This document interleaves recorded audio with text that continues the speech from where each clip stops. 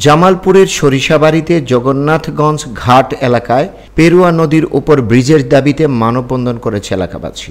আজ সকালে উপজেলার আওনা ইউনিয়নের জগন্নাথগঞ্জ কুলঘাট এলাকায় এই মানববন্ধন অনুষ্ঠিত হয়। এতে স্কুল, কলেজ, মাদ্রাসা সহ প্রায় 2 সহস্রাধিক মানুষ অংশগ্রহণ করে। মানববন্ধনে বক্তারা বলেন, আমাদের এই ব্রিজের জন্য অনেক ধরনের সমস্যা হয়।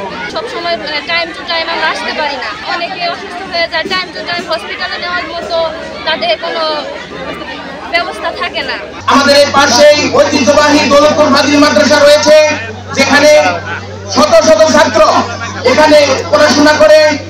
আমাদের এই ছাত্র আসতে অনেক সময় দেখা যায় খেয়া পার হতে দেরি হয়ে যায়, সঠিক সময়ে আমাদের ক্লাসে উপস্থিত হতে পারে না। এজন্য অনেক ছাত্রদের শাস্তির আওতায় এসেছে। আমাদের কলেজ আসতে সমস্যা হয়, আমাদের ভোগান্তি পোহাতে হয়। আমরা এই ভোগান্তি পোহাতে চাই না। আমাদের প্রাইভেট, বিশেষ করে বন্যার সময় দুর্ঘটনা হয়, দুর্ঘটনা আমাদের লেখাপড়া ক্ষতি হয়।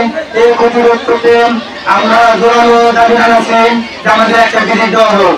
উপজেলার আওনা ইউনিয়নের জগন্নাথগঞ্জ ঘাট এলাকায় পেরুয়া নদী দিয়ে সরিষাবাড়ি ও কাজিরপুর উপজেলার 8টি ইউনিয়নের লক্ষাধিক মানুষ প্রতিদিন নৌকা দিয়ে পারাপার হয়। নানা সময় নৌকা ডুবিতে দুর্ঘটনার শিকার হয় স্কুল, কলেজের শিক্ষার্থীরা। অসুস্থ রোগীদের পারাপারে পড়তে হয় বিপাকে। চরাঞ্চলের কৃষিপণ্য পরিবহন করতে সমস্যা হয় কৃষকদের। জনপ্রতিনিধিরা ব্রিজের প্রতিশ্রুতি দিলেও বছরের পর বছর চলে যাচ্ছে, বাস্তবায়িত হয়নি প্রতিশ্রুতি। তাই দ্রুত সময়ে ব্রিজ নির্মাণের দাবি জানান বক্তারা।